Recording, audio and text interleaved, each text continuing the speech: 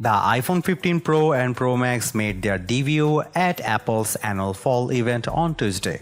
From the moment I picked them up in a hands-on area inside the Steve Jobs Theater, I could tell there was some significant refinements compared with previous Pro models. The iPhone 15 Pro and Pro Max are made with titanium instead of the stainless steel found on last year's iPhone 14 Pro and 14 Pro Max, and as a result are noticeably lighter.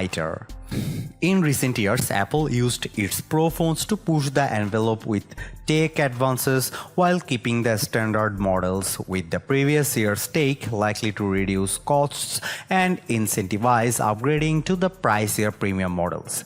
That's proved true with the standard iPhone 15 and 15 Plus, which get last year's 14 Pro perks.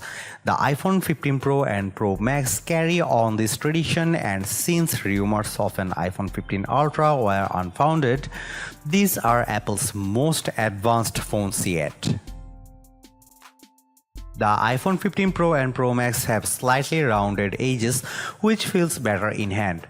Mind you, I had about 30 minutes to try them out in a very crowded demo room, but the lighter weight and less bulky feel left a positive impression. The new Pros have thinner bezels for slightly more glass on the front screen, which are still 6.1 inches for the iPhone 15 Pro and 6.7 inches for the iPhone 15 Pro Max. As for colors, the iPhone 15 Pro and Pro Max come in 4 metallic hues: traditional black and white titanium, as well as a blue titanium and a natural titanium with a gray tone. The iPhone 15 Pro starts at $1,000 while the iPhone 15 Pro Max starts at $1,199, while the Pro Max is pricier than last year's $1,099 starting price for the iPhone 14 Pro Max. The new iPhone 15 Pro Max starts at 256 GB, double as its predecessor's internal storage. Pre-orders for the iPhone 15 Pro and 15 Pro Max start on Friday, and the phones will go on sale in Apple stores and online next Friday, September 22. Now let's talk about design. That's what I said to myself when I picked up the iPhone 15 Pro Max. Thanks to the new titanium design, Apple shrunk the weight from 8.5 ounces on the iPhone 14 Pro Max to just 7.8 ounces on the new Pro Max, and it makes a substantial difference when holding this device. In fact, it's so light you might decide to upgrade from the 6.1-inch Pro to get the Pro Max's bigger screen. The titanium bands also have a cool brushed metal look to them as opposed to the more ostentatious stainless steel rails on the previous Pro Max. Another plus for the new iPhone 15 Pro Max is that it sports the thinnest borders yet on an iPhone, so the 6.7-inch display seems even more immersive.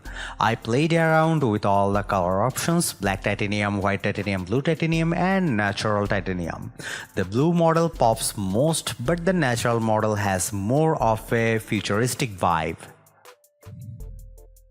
The iPhone 15 Pro and Pro Max ditches the mute switch on previous iPhones for the new action button on the left side.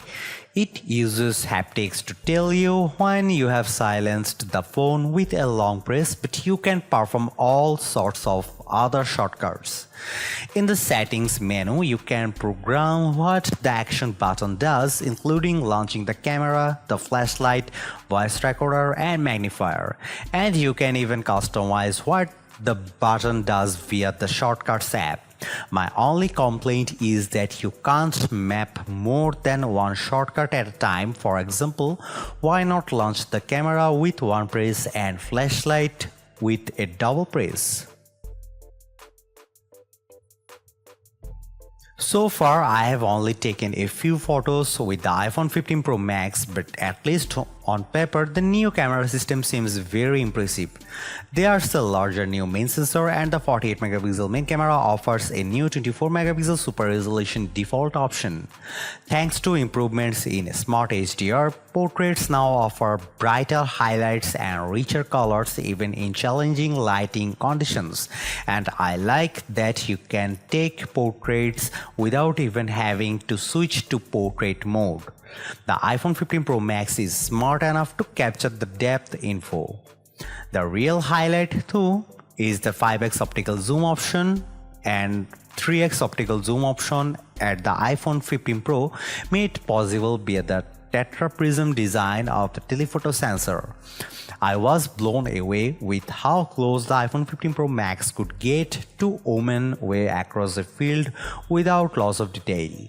But we'll be putting this zoom to the test against the Galaxy S23 Ultra, which offers a 10x telephoto. The digital zoom on the iPhone 15 Pro Max is 25x versus up to 11x on the Galaxy.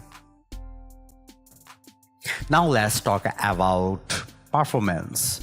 The A70 Pro is the world's first 3nm chip and it means business. Apple is making the biggest noise about the new 6-core GPU, which is up to 20% faster and enables hardware accelerated ray tracing in games. I had a chance to play Diablo Immortal on the iPhone 15 Pro Max and the lighting effects were very dynamic and action quite smooth even with lots of enemies on screen. The CPU inside the A17 Pro is 10% faster and the neural engine is up to 2x faster, which can help with features like autocorrect and personal voice in iOS 17. Apple has begrudgingly adopted USB-C for the iPhone 15 Pro and Pro Max, but I'm still glad it's here. You can now use the same cable for charging your MacBook, iPad and iPhone, and there's a USB-C charging case coming for the AirPods Pro. The USB-C port on the iPhone 15 Pro Max supports USB 3 and gives you transfer speeds up to 20x faster than before. There's also a new ultra-wideband chip which lets you connect iPhones from longer distance and also lets you find nearby iPhone users that are friends or family when you are in a crowd. The iPhone 15 Pro Max upgrades to Wi-Fi 6E for faster speeds but not the state-of-the-art Wi-Fi 7 standard. A new satellite-based roadside assistance feature will give you peace of mind if you get stuck, which connects directly to AAA.